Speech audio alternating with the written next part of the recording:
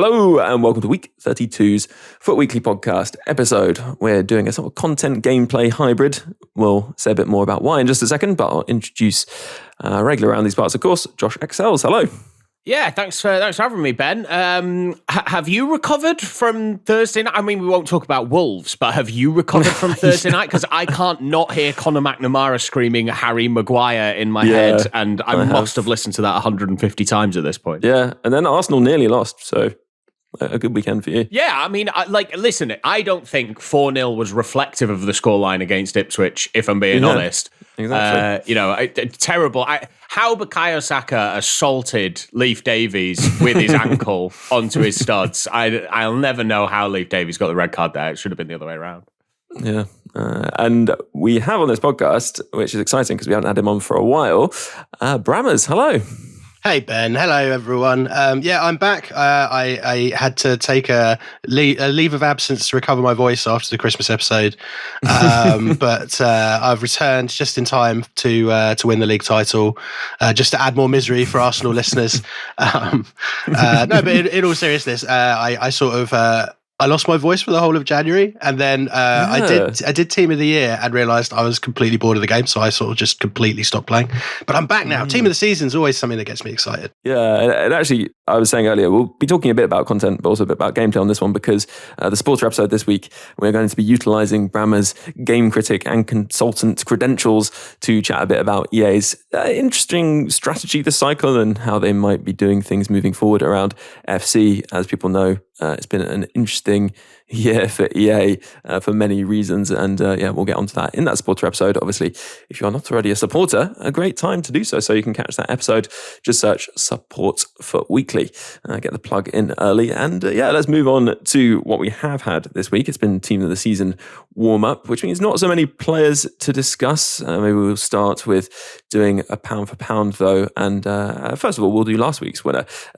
So the nominees were Brammers, Immortals Del Piero, Immortals Zambrotta, Immortals Mostovoy, and Immortals 𝗵𝗽. Who are you going to be picking? Well, it's an interesting collection of players. I think I'm going to have to give it to 𝗵𝗽. She's the only one I've used because I packed her, and she's been a mainstay of the Squad Battles squad. And also because I'm fed up of packing Zambrotta, Mostovoy, and to be honest, Del Piero would be quite nice, but I'm going to go with 𝗵𝗽. Who was that? Who actually won? Do we remember? I think me, yeah. You? Oh, there you go. Yeah, you just sounded surprised. I've been winning quite a lot recently. I'm guessing this was because everyone else chose the ones you wanted, and then you... Yeah. It was. That worked out well. We can move on to this week's pound for pound. And actually, we'll come back to you, Brammers. You get first choice. It was quite difficult to do this week because obviously best ofs impacts, but not much else. I've been having a little look around and a think, and I quite like that Crystal Dunn card. I think it's Fantasy that's in packs. And I have reasons for this. So first of all, obviously, it's a nice card to play with anyway. 5-star, 5-star, pretty decent stats and roles and play styles and whatever. I mean, everything's great at this point in the game and costs very little. So, it's all a bit of a much for a muchness. But what I'm thinking is it's because they've changed the TOTS schedule. So League One and 𝗓𝗏 is first week. She plays for PSG now in 𝗓𝗏. So there might be, if you packed, I don't know, I'm thinking not only could it be quite useful just generally, but it might go well with any 𝗓𝗏 cards that I pack when I don't pack Ligue 1 cards in my safe packs. Yeah, Crystal Dunn's always great. She's got something about her in game. She always has even a base 84 gold card at the beginning of the year. I absolutely loved using. I remember bringing it into Rush and people were like, who the hell is that? She was winning headers at 5'5". Yeah. She has that fights for the badge thing to her. She's really good. Anyway, let's move on to you, Josh. Who are you going to be nominating? I'm going to nominate a Player of the Month SBC, new card, and it's Desiree Doué. So first off, I want to shout out his parents who named him Desired Talented as his name. That is literally what his name translates to, which is just such an aggressive thing to name your kid. And it's just fair enough. He is both desired and very talented. And this Player of the Month card is I'm going to say it. It's great for an Evo. It's only 90 rated. It's 2 playstyle pluses. He's got amazing base stats for a 90 rated player. Like 96 pace, 90 shooting, 91 passing, 95 dribbling on a base 90 player it looks like an Evo card that's kind of got a bit out of hand. He's got enough playstyle space that you could really make use of a good evolution. If we get the individual playstyle Evos, then you can start throwing some of them on him. What he's already got is First Touch Plus and Quick Step Plus. Now, I saw First Touch being dragged through the mud a bit on Twitter yesterday, and I don't get it. I think it's a really, really good playstyle, and if you utilize it correctly, it can really hurt people because they're not expecting you to use it. Quick Step's obviously brilliant. He's got Incisive, which is fantastic in those wide positions. He's also got centre mid on his card with centre mid playmaker plus. So if there's like, we keep getting those position change Evos or Evos that give loads of stats in one place. If you can get some defending on him, suddenly he starts becoming a really interesting central midfield card. And as I say, he's already got Incisive. Power shot, whatever. Chip shot is actually like quite good as a base play style, I think. Like if you do have it on a player, I think you do notice that you can score more chips.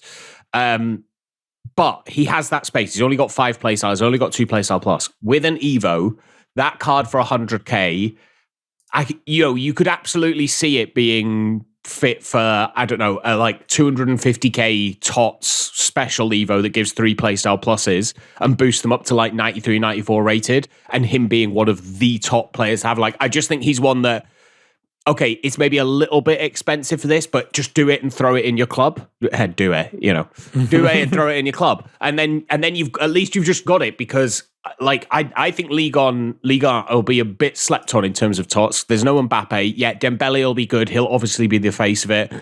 I think there'll be. I mean, just remember that, was it Vitinha, his Winter Wildcards card? That like no one really used, but was absolutely unbelievable. I have a feeling there'll be quite a few of those players in Liga because it's the first like league for TOTS, and then everyone will get distracted by the Premier League and then La Liga, and just quiet shout out for him. I think he's an interesting card that if you've got the fodder, which he's going to be around during TOTS, so you may well just have the fodder that you can throw in to complete him.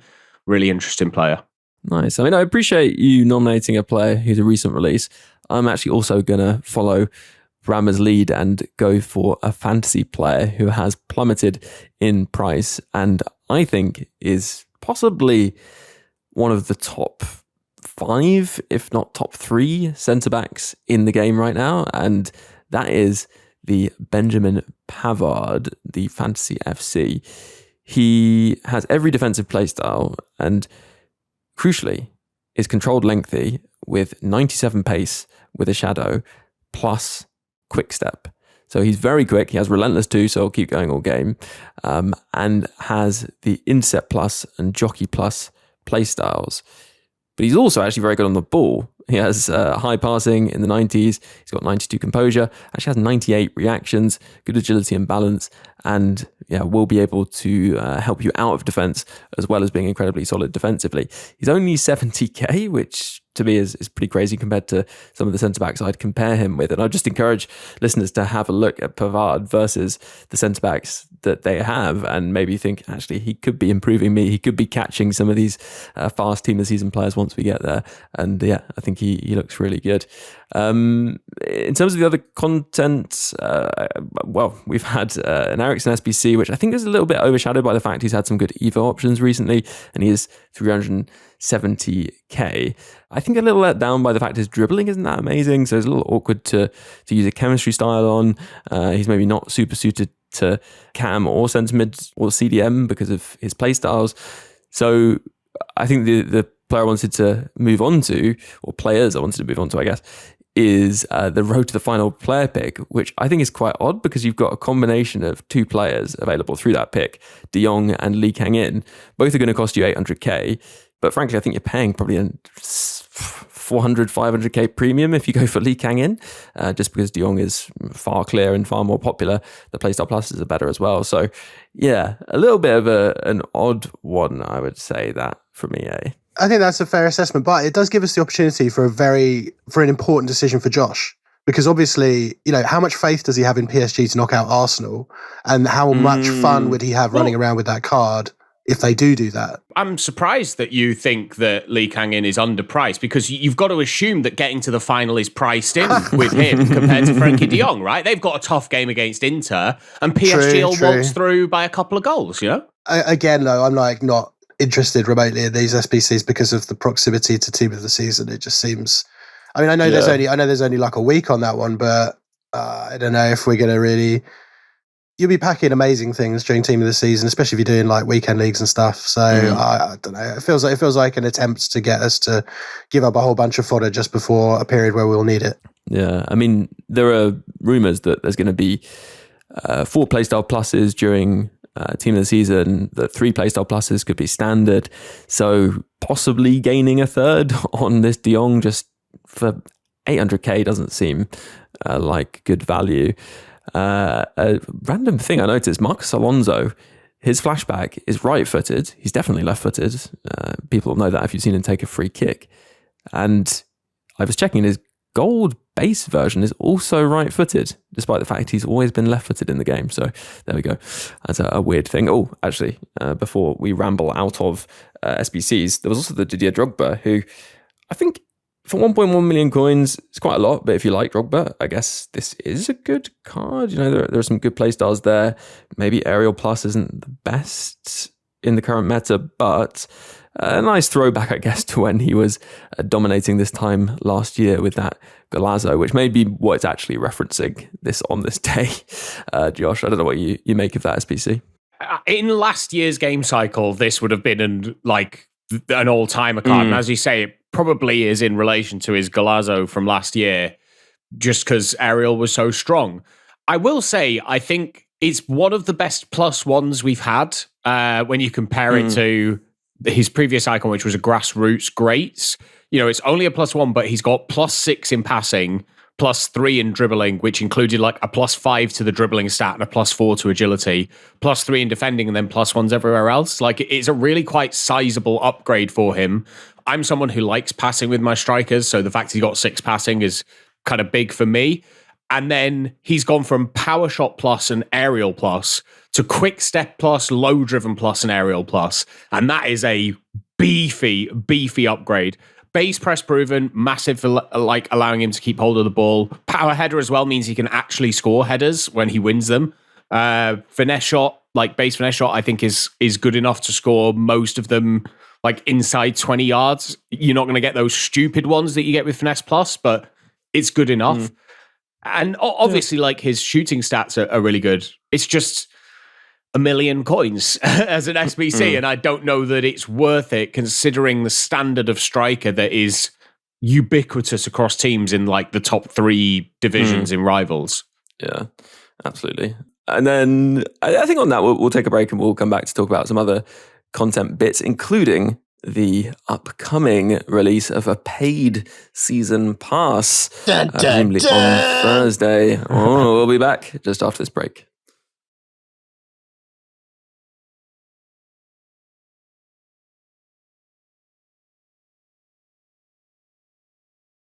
Hello and welcome back after the break. We'll start. We're going to talk about EVOs, but let's start with this question from Hugh. He was saying, now that 90 rated players will fit many EVOs, is it worth doing the 𝘬𝘬𝘬𝘬, 𝘬𝘰𝘬𝘬𝘬 EVOs?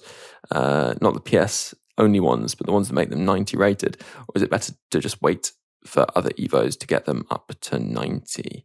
I didn't do the 𝘬𝘬𝘬𝘬𝘬 or 𝘬𝘬𝘬𝘬𝘬 EVOs on my main account. I just didn't do them. I didn't think they represented value for coins, and the reviews of the players at the end didn't like fill me with confidence that they'd be worthwhile.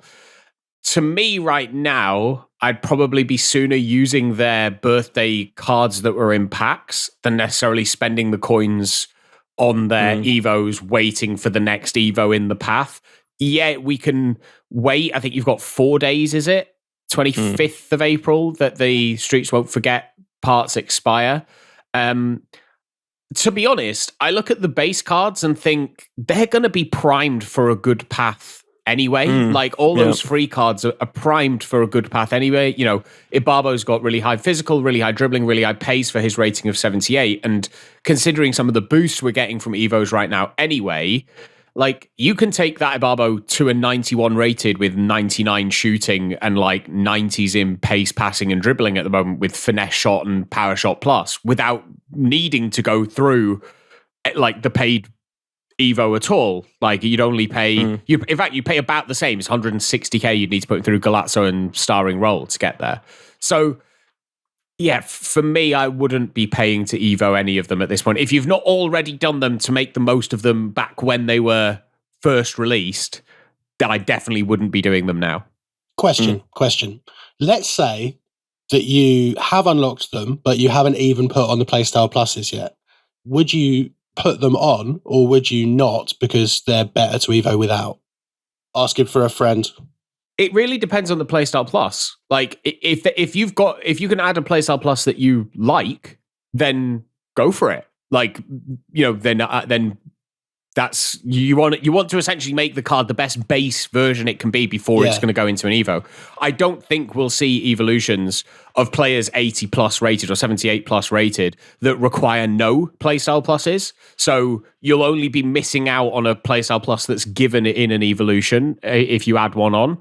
So yeah, for me, if it's a Playstyle Plus that you value, whack it on, because as far as I remember, it doesn't change the rating of them. It keeps them the same rating. Yeah, so it does, yeah.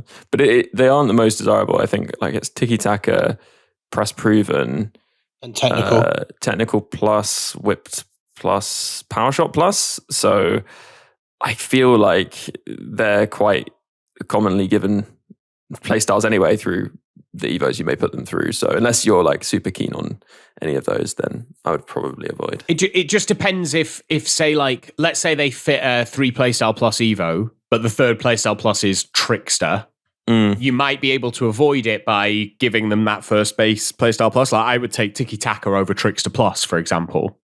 So some of it's going to be kind of luck of the draw with how you do it. I shall mull on this theoretical dilemma and see if anything comes out in the next few days to make me commit. And then in terms of the other Evos that we've had, the most sort of simple one, we had that Poacher Plus Advanced Forward Plus Plus, which is available through the crafting upgrade, SBC actually. Kind of nice if you have a striker that maybe doesn't have the rolls. It's up to 90 rated, so it's potentially quite handy if you have a player that is good but isn't too high rated, and then also nice for combos if a striker Evo doesn't give advanced forward plus plus, although most of them do now, so maybe less useful in that context. 𝗵𝗏𝗏 is, I think, quite nice for adding the right mid position to a player. It was really nice for me because right mid was my most lacking position, so I was able to just move Neymar across to right mid, which was very convenient. It was only 10k, so I think that's something that's worth considering for people if they're maybe overloaded in a non-right mid position and want a right mid player. And I kind of wish they'd do more of those, actually. I don't know. Yeah, I have the opposite problem. I'm like, my team is full of people who can play right mid and right wing, but very few who can play left wing. And I usually play a 4-3-3, so I'd quite like them to do a mirror. Yeah. So if anyone's listening, or just mirror. But there you go. Yeah. I know. I think it's the kind of position change Evo that really people want. I don't want to turn a left back into a central midfielder. Yes. Yeah. I don't mind changing a left winger to a right winger. That feels about right, both politically and in game for the last few years. You could call it the Elon. So I think that kind of ability to change the side of your wingers was actually one of the biggest knocks on the old system of like positional familiarity. Like, you could change a CDM up to a striker or a striker down to a CDM, but you couldn't make a left wing into a right winger when we had position change cards. And actually the way that positions work now has allowed us to have players that can play on both sides. It feels right that we also add in an Evo when we get to this time of the season, because it's very rare that a player has never played on the opposite side. If they can play right wing, it's very rare they'll have never had 15 minutes in a match on the left wing. So yeah, I thought it was decent. Obviously the card design is delicious. And no big ratings boosts either. It was max 90 going in, but it was max 90 on overall as well. So you could get like nice little stat boost, but not actually eat any of, like, you not have any upgrade so that it makes them not usable in a future evolution. Yeah, the Neymar that I had was 90 rated, so it came out 90 rated with a nice upgrade. I think it was like a few things that wasn't particularly major, but that was fine. And actually, like, it's quite a powerful Evo, I think, because I've got a player in Neymar who's sitting on the bench because I have a better player at left mid and cam. But the value I'm gaining from being able to do that Evo for 10k, to add in a player who does significantly improve the right mid spot, and is a player I really wanted to use, I think it's really good value. And if they do more of these, definitely look out for them, because they will make a big difference to your kind of squad building ability. Right, let's pump you up, Josh. What about that one? I mean, yo, all right, I guess, I don't know. So I kind of like the uncapped like pluses on, because everything's got a limit these days, apart from tariffs on China. Sorry, we've got very political in this podcast. Wow. No, but this is essentially it's the 99 physicality evolution. So we've had the 99 dribbling, we've had the 99 shooting, we've got a 99 physicality.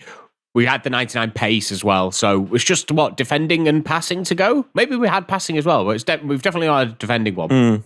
It's good. Again, it's one of those where the overall is max 90, but it boosts you up to a 93. And I don't think we'll see 93s be able to go into EVOs, at least until the back end of TOTS. So it's not like this is something you can change. This is the final part of an evolution, because it's plus 12 overall as well. So anything from 81 rated is going all the way up to 93. 30 shooting's nice. Like, I'm more interested. The thing that I constantly am looking at with EVOs at the moment is where are they limiting the stats themselves? So obviously physicality is unlimited. Shooting, they've maxed at 93. That feels about fair, especially if your shooting's more weighted in attack positioning, finishing, shot power, which is, the kind of main three stats. You're going to get high enough there that, with a Hawk or with a Hunter, you're going to get max shooting, which is kind of what you're looking for. Pace, they're maxing out at 90. That maybe feels a little low, but I get it. This is the physicality Evo, so generally those super physical players aren't super fast. So, it's an interesting one. I much prefer the pricing on these current Evos. I think Starring Role was a bit expensive for me. But, 10K, 25K, we did mention it a few weeks ago where it was like, I think we're going to start seeing EVOs, pretty much all be paid EVOs. And that feels like it's the way we're going, right? We've got like the Hawk and Gladiator, shout out Hawk Tour, by the way. But Hawk and Gladiator as evolutions are free because they give small upgrades. But then something that gives a bigger upgrade is 10K or 25K. I don't think the community would like that. And especially not if it's said openly. But I think it's maybe a bit fairer in terms of like an upgrade system. I don't mind spending 10K to upgrade the card. And it might stop you from upgrading a card in your team that actually you don't really get that much value out of, because now you're having to think about it because you've actually got to pay for it. Is it worth the coins that you're spending? There's not really many other places in the game where you get an upgrade to your team for free. Just on Pump You Up, I do this is one that makes me really wish there was a way for you to pick the playstyle plus you're going to get if you had like if you've got a player that already has one, but you're adding two, and it's just like randomly picks. Like, because I'm looking at the Player of the Month Chris Wood card, and if you put it in Pump You Up, if he got Aerial Plus instead of Press Proven Plus at the end, then he would have Aerial Plus and Power Header Plus, 93 shooting, 99 physical, and 90 pace. And I want that Chris Wood card. I think it would be hilarious. I feel like maybe that is why they do it, do it in that order, to make sure, because I think I guess it's a way for them to manage the combinations that come out of it. Yeah, I'd pay just if you're listening, I'd pay 50,000, not 25,000 for that one. No, you'd definitely spend FP, right? If it was, I'd monetize in a heartbeat. Give me the Chris Wood. Just before we maybe move on from Evos, I just want to shout out the fact that loads of people just got Backline Boss as a random unlockable Evo sat in their club a few days ago. But hey, make your centre back defender plus with Anticipate plus, if you want. Yeah, it's a good Evo as well. I mean, it gives playstyles doesn't give a boost to that overall. And I think, it was some kind of compensation, but I don't think anyone really knows what went wrong originally. And we also didn't mention Sunday League Ringer, which is nice. 25k for a sort of silver Evo, I guess isn't something we've particularly seen before, starting to charge for those too. But it does make some good players. So. Harsh to do this at a time when we're dumping all of our silver cards into the daily upgrades. So I have no silver cards at all. Yeah. Not quite the joined up thinking that we expect from Electronic Arts. Yeah. Well, and actually, talking about EA's thinking, we should move on to talking about what we're expecting on Thursday, which will be a new season and the addition of a paid season pass. We know this through leaks. I mean, it's sort of been leaked enough that I'm sure it's happening, and it was actually something that was in the beta, and it was actually something that EA spoke about in the sort of media showcase that they did, and so some media outlets said that there was a premium pass coming, but we hadn't actually had one yet, and we are apparently finally getting that. So I guess from what we've seen, it's likely to be paid for with points or coins. So kind of compare it to buying a pack or paying for an evolution in terms of having to make that one-time purchase. We don't know quite how it's going to work, but Brammers, in terms of the way that other games do it tends to be right that you can buy into that pass kind of at any point during the time it's available, and that means that you can be earning the rewards as you go, but not actually claiming them until you've paid at some point and you've decided to pay.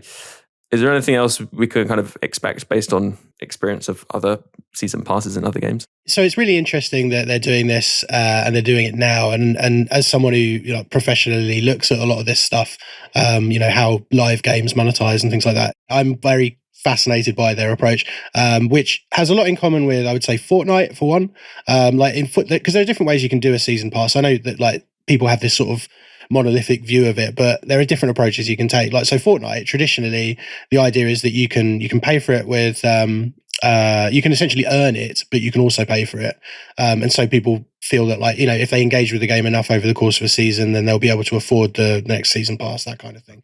And that seems to be where they're going with this. So, as we've said, you should be able to do it with FC points or with coins. And the fact that they're doing it at this stage of the cycle, I think, is very interesting. There's a challenge with something with a season pass in a game like FC, where power there's a power creep or a power curve over the course of a game, because a paid season pass with bad rewards wouldn't sell, but a paid season pass with excellent rewards could accelerate that power creep and lead to people churning out of the game more. So it's like a balancing act. But doing it now is also quite interesting because this is the sort of point in the cycle where the game is available, to people who haven't picked it up for really very cheap. You can buy it for $30 now, or you can probably get it through EA Play Trials and stuff, but you can probably it's probably going to be on Game Pass and PlayStation Plus at some point. So I think that the timing is probably keyed into that a little bit as well, because that's a nice way to monetize those people if they feel compelled. And it's from what they've said and some of the leaked sort of suggested rewards, it looks like it's going to be quite compelling for people who are very engaged with the game. And overall, I know people dislike. Sometimes some people kind of instinctively dislike season passes, but it seems like it has a nice mix of elements and quite sensible timing. There are other ways they could have done it, like Destiny 2, which is a game I play all the time, has a totally optional seasonal pass, and virtually everything in it is not giving you a gameplay advantage. There's an exclusive weapon, but it's seldom ever something that's in the meta. And there's armor items, but nothing you wouldn't be able to earn very quickly just by playing without buying. So, you can do it, and you can also just do it in a totally cosmetic fashion. But they seem to be going for something that tucks into gameplay as well. And perhaps even, with tradable rewards, I think I saw some sort of leaks about. So it's a really interesting thing. I'll be very, very curious to see how it goes across. One thing I did want to add, though, I have seen some people sort of look at this and say, oh, does this mean, FC's going to go free to play? Maybe it's time FC goes free to play. Zero chance. Absolutely zero chance. I just don't see. The thing is, it makes some sort of logical sense, but it doesn't make any business sense. Like if you look at, I don't think we have sales figures for this year, but 𝗵𝗚𝗏𝗏. Right. Is this stuff that should be in the other podcast? No. We can just briefly touch on this. Give them a tease, yeah. Yeah, I mean, like 𝗵𝗚𝗏𝗏, they said sold or reached 11.3 million players in its first week last year. And if you assume even if you assume like quite a lot of those EA Play trials or whatever, that's still hundreds of millions of dollars in sales. There's no way they're going to give up hundreds of millions of dollars in sales just to make something free to play because it seems like it should be. And the other reasons for it, like it's very, very hard to replace that revenue. And if it looked like that revenue was going to dwindle enough to affect their business, they would do other things first before they pulled that lever. But yeah, overall, very interested to see how this goes. Yeah, I mean, that totally makes sense. What are you thinking, Josh, in terms of, it's been interesting to see the reactions that people have had to this. Obviously, often FC players' first experience of content is actually through leaks, and there have been a lot of people kind of reacting negatively to it. Yeah, and for me, okay, there's I think there's multiple levels to this, right? There's the base level of, is a paid season pass that like bad? No, it's not. Is it bad that EA want to make money? No, it's ridiculous for anyone to be upset that they want to make money. The question I had was, people who were really annoyed about it, what was it about a season pass that was annoying them more than the store, which exists and is in the game, and as of right now has around £400 worth of packs in it available for you to buy? What is it about a season pass that people think is any different to the store being there? Now, the only thing that would make it different is unique players or unique evolutions that you could only get in a paid season pass. However, when they were interviewed about it on launch, it seemed to have been mentioned in like a press launch, but was never mentioned in a public launch because it didn't come out in any public information. But like the Mirror ran an interview with Richard Waltz, who's the game designer, or game design director. And he said, at a high level, there'll be nothing in the paid tier that can't be earned in the free tier. There's no exclusive rewards that will mean you have to do that. The leak that I think it was 𝗏𝗏 posted about Ribery being in the paid season pass suggested that he won't be in the free season pass, or suggested that he won't be available in packs in the game. If he is only available in the paid season pass, I think there's a really bad precedent set, and I think it's really, really dangerous as a precedent set in the game. This isn't Fortnite where it's just a skin. It isn't COD where it's just a skin for a gun. These players make a difference in the game that we're playing, and if they are totally locked behind a paywall, I think that is a problem. Now, if we can pay with a season pass with coins, fine. If in the paid season pass you earn back FC points that could be used to pay for the next season pass, I'm also kind of fine with that. Like, even if there's like a 90% drop off, so you have to pay 10% like of the next season pass in terms of your FC point spend, because everyone buys the Ultimate Edition. When people talk about the cost of the game, they talk about it being £100 game. It's not a £100 game. Firstly, we all get a discount anyway, so even if it was £100, we'd only be paying £91 because we all get 10% off. Most people will buy things through CD keys so that they get their PS Store credit cheaper. So most people aren't paying £100 for the game. But if you do, you're doing it because you want to play the Ultimate Edition, so you can play early and you get 4,600 FC points. Now, if you save those FC points to pay for a paid season pass, well, I don't understand where the problem is with that. However, all of those are ifs because we don't know how it's going to be. My big problem is if they are exclusive rewards, they told us they wouldn't be exclusive, and now they are. And I think that is really, really like crap. Does it matter do you think if it is paid with coins, and let's say you can earn coins back through the pass somehow, would that make it better that's the only way I could be kind of okay with it, is if you earn like, as I say, like 90%, 75%, like a decent chunk of the cost of it back through the season pass, I could maybe be okay with it. But they specifically said there wouldn't be anything exclusive. Now, let's talk about the exclusive thing. That Ribery card looks absolutely bananas, right? It looks bananas. It's probably the final level of the pass, if we're being honest. I can't see there being better players than that in the pass. And so what would you price that 𝘵𝘬𝘬 at on the market? Well, it's difficult to do that because you wouldn't reach it until another 3 weeks from now. What does 3 weeks of TOTS do to the market with 4 playstyle pluses? But you could very easily argue that's a $1 million coin card in 4 weeks' time, regardless of what happens between now and then. So if it's anything less than 1 million coins in terms of a coin price, probably worth it. And that's not including the other rewards, which presumably they'll be at like every level. So, yeah. One little interjection here, just on the 𝘵𝘬𝘬 point, which is quite interesting about like season pass design. When you split free and paid tracks, like how you spread things across them is often sort of inverted, or at least changed quite significantly. So in a free pass, yeah, you'd put like the 𝘵𝘬𝘬 or something right at the end. And it's the encouraged, because you're trying to get people to play the game. With a paid track, you're trying to get them to buy the pass. So you often put the big cool thing right up front. Like in Destiny passes, the exotic weapon that's exclusive to the paid pass is the first item you unlock. So I'm not saying they're going to give us a 96 𝘵𝘬𝘬 on Thursday if we spend 1,000 FIFA points or 500k. But I am saying that I would be quite interested to see what approach they take, and if the early rewards are actually really good, precisely to try to get us to monetize quickly. One thing I half expect them to do at some point is EVO accelerators. I could see them doing that as a reward, maybe not in this game, but like if you pay, maybe your EVOs get done quicker. That would see quite tempting. See, yeah. See, this is the sort of stuff it unlocks. Though is this kind of thing. I just personally think if you pay for an EVO, it should be completed anyway. I think the idea that you have to work for something you've already paid for is a little crazy. But anyway, yeah, it's interesting your point about how they price it, because I think the 𝘵𝘬𝘬𝘬 does seem very good. Obviously, Team of the Season changes the curve, but they're not going to price this at 1 million coins. That would just be mad, especially for the first season pass. And it probably is that kind of value of player, that 𝘵𝘬𝘬𝘬. So you also got all the stuff that they're going to add throughout the pass, probably things like EVOs and stuff like that in the paid track. And I think it will be very compelling for people, I'd imagine, and they would want to make it that way because it's the first time doing it.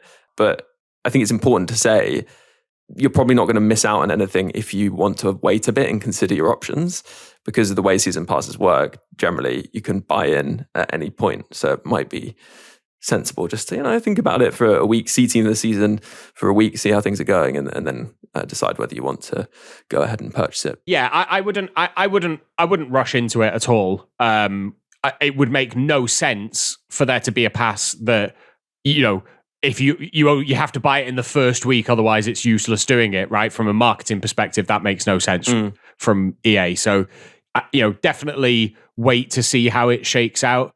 I have a feeling the reaction to this is going to be pretty horrific. If it is exclusive, if it is really good value.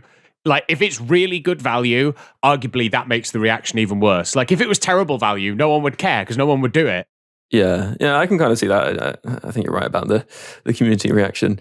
Let us take a break here, and we will come back with a little bit of gameplay chat right after this break.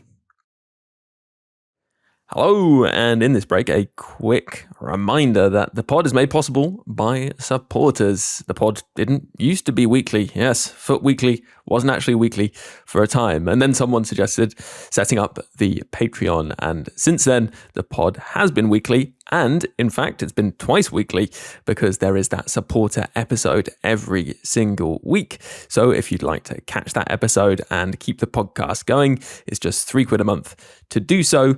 And you get loads in return. And there are perks higher than that, including access to the Discord too. So if you're interested and would like to support the podcast, then head over and search Support for Weekly. Go to Patreon and it's very easy to sign up. If you are a supporter keeping the podcast going, then a huge thank you for doing so. And if you do consider supporting, a huge thank you too. Right, let's jump back into the pod. Hello, welcome back after the break. Now, Brammers, you've come back to the game after quite a while out actually, and there'll be people coming back in for Team of the Season wondering, I guess, how things have changed, right? Are there any particular questions that you have, things you want recommendations on as we go into these potentially sweaty Team of the Season champs weekends? Absolutely. As you know, I've been head down writing my 70,000 word tone poem about Thiago's goal against Porto. So I've been paying very little attention to gameplay. I'm dimly aware that low-driven shots are now a thing. I'm from what I've seen in squad battles, finesse is still good. Trivelas from obscure angles are still good. I don't really know what I need to be thinking about in midfield. I don't really know what I need to be thinking about in defence. And I'm curious if there are, any other aspects of the game that you would urge me to look at as I head into team of the season with kind of a blank slate in what I can do with my squad. I think the way that the patch changed the game, like, are you, because you asked in the Discord the other day, and I said that it feels to me like the game went really good for about 3 weeks, and then everyone realized how to re-engage defensive AI. Because I think that was maybe the biggest change that we got with the patch, was essentially the game didn't help you to tackle anymore, or at least not in the same way that it used to. There was a feeling pre-January that essentially you could put your controller down defensively and your team would defend just fine and would harry and hassle opponents. And actually, sometimes it was harder to score against people who'd stopped playing than the people who were continuing playing. And that completely changed to the point where if you didn't control a defender, you could literally just run past them and they wouldn't do anything.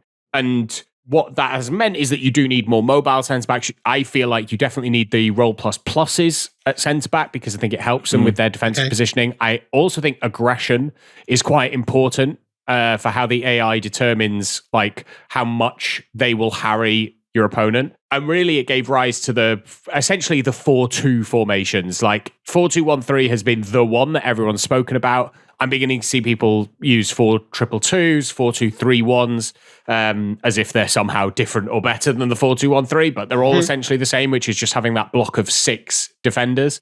And I think the reason for that is that with the 2 DMs, you're kind of increasing that defensive help that you get. And so people are tend to do that. And then they will either go one of 2 ways with how they set their team up.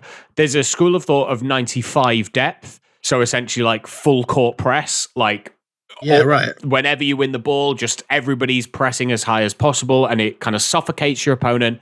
And then there's a school of thought of, well, actually you want to drop deeper because you've got that bank of 6. As long as you can stop them from getting their Trivelas and finesse shots off, they're not going to break you down defensively. So defense got made a lot harder, I think, which is why there was quite a lot of bad players of the game complaining about it when it first came out.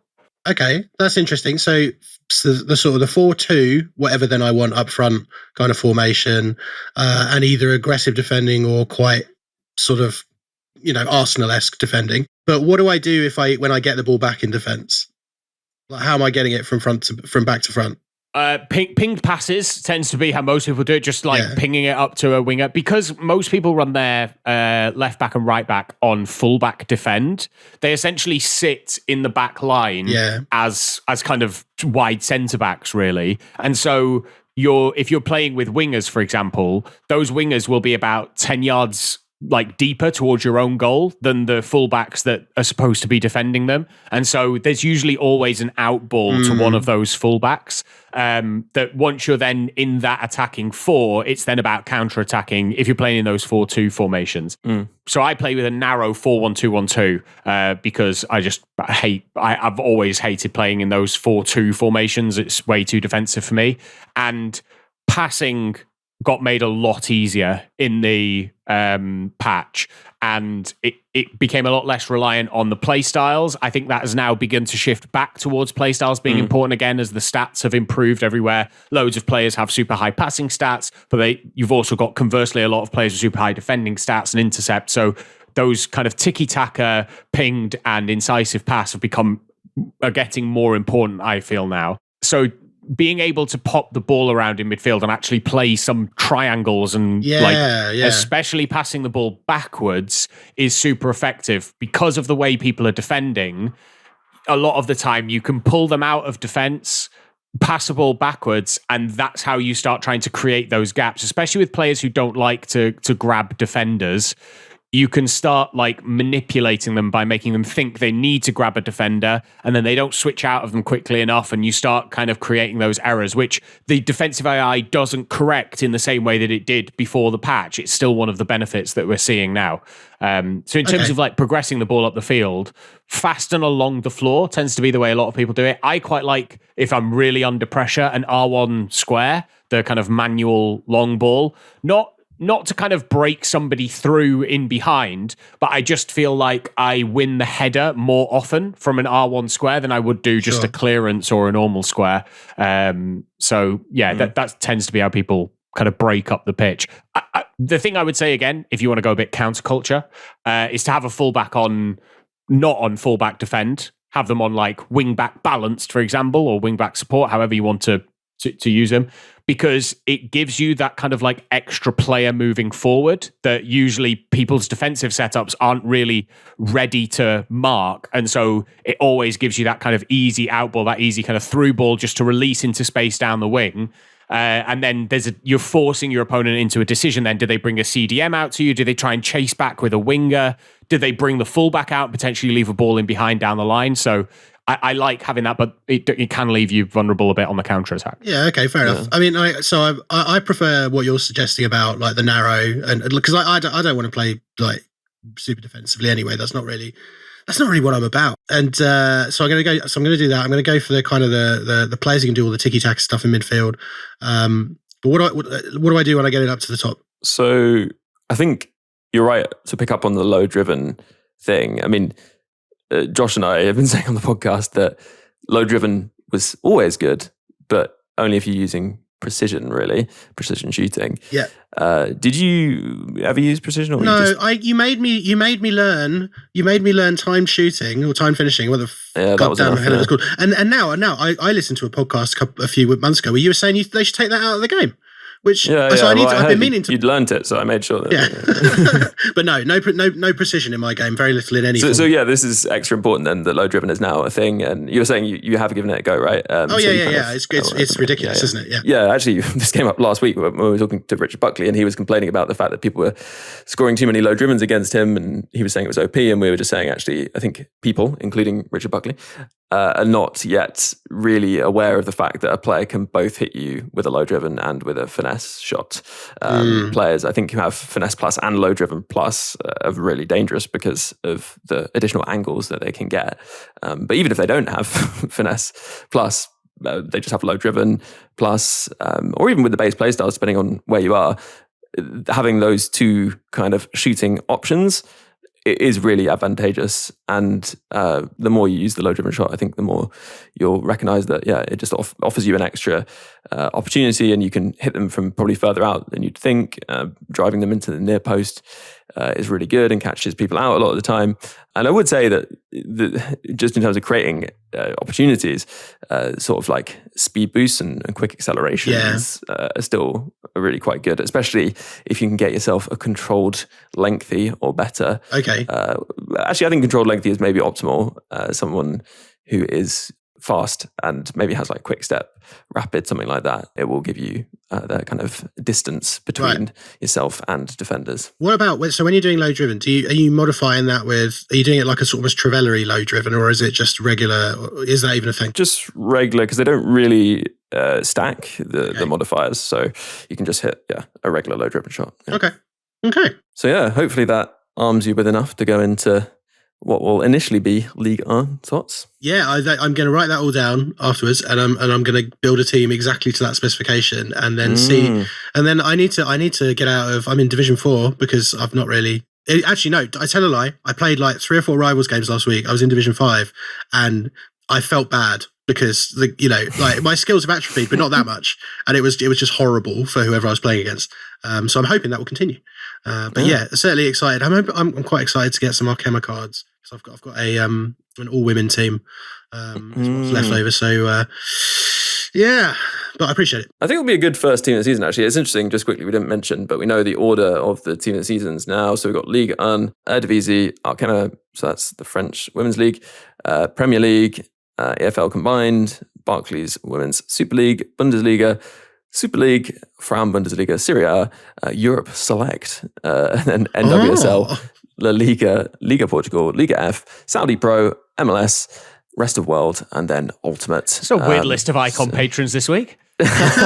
Saudi Pro and MLS for the Ronaldo versus Messi is some peak EA programming. Yeah. And actually, there's no live TOTS or community TOTS. And I kind of like that. Just get into it, you know? I'm happy with that. We've still got Premier League second, so it doesn't change things. I was going to a little moan about lack of community TOTS because I do always kind of enjoy those cards. But yeah, you know. Yeah. I mean, it did lose a bit of its meaning, I would say, with so many of the team of seasons being voted for anyway. I think that does wrap us up for this week. As always, the pods where you think you don't have much to talk about just end up being the ones where you have the most to talk about. But yeah, it's been great to have you again, Brammers. Looking forward to chatting to you about EA's strategy in a year where for the first time in pretty much forever, they didn't grow their income. We'll get into that on that supporter episode. Obviously, if you are a supporter, you can catch that later this week. If you are not, then do support. It keeps the podcast going and you get double the podcast content. You can do that over on Patreon. Just search Support for Weekly. And it's been great to have you along as always, Josh, as well. Yeah, it's been great to be here, Ben. Really love chatting. Love when Brammers is on. Offers like a unique perspective as to. I love you too, buddy. Fanfic's going crazy. Well, a wholesome end to this podcast. And talking of wholesome, thank you very much to all you listeners tuning in. And you can subscribe via the various different podcast platforms, Apple Podcasts, Spotify, etc. You can catch us on YouTube. And if you are, do drop a like, leave a comment, ask questions, etc. And to all those supporters supporting the podcast and keeping it going, a huge, huge thank you. And a big thank you too to those icon patrons. Dave B, Darren W, Hugh J, Rob W, Brent P, Ralph, Josh R, Brian, Michael B, Adam R, Bertasaka, Make B, Michael H, Andrew P, Arian B, Rob S, Michael K, Neil P, Jake S, Tom B, Alex M, Alan G, Lee A, Chris G, Mark M, Dom P, Rob P, Roger D, Dan W, Waterman, Also Ran, and Juicy. Plus a special thanks to Luke M, Dave B, Hugh J, Tom M, Darren W, and Pato Foot for advice and production assistance. Before I leave you, just one more thing to add though. Ultimate Team is a bit like life really. It has its many ups and downs. If you're having a few more downs than ups in real life in these more difficult times, then please don't feel that you're alone or need to struggle on without taking action. If you go to thecalmzone.net, there's loads of resources, advice, support, or even just a friendly chat for anyone who needs it. If it sounds like it could help you, then head over to thecalmzone.net. And for now, have a good one, and I'll catch you on the next podcast.